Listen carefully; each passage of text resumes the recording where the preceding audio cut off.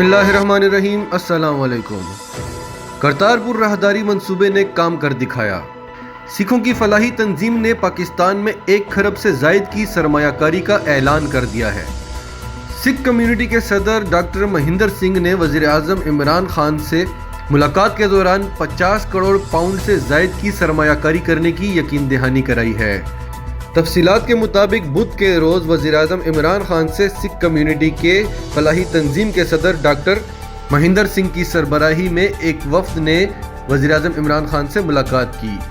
اس ملاقات میں وزیر اعظم کے مشیر زلفی بخاری بھی شامل تھے اور اس ملاقات کا اہتمام بھی انہوں نے کیا۔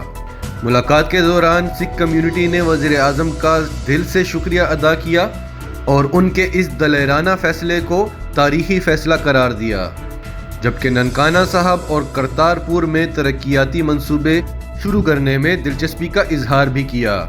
واضح رہے، کرتارپور گردوارہ ضلع نارووال کے تحصیل شکر گڑھ میں واقع ہے، جو بھارتی سرحد سے چند کلومیٹر کی دوری پر ہے۔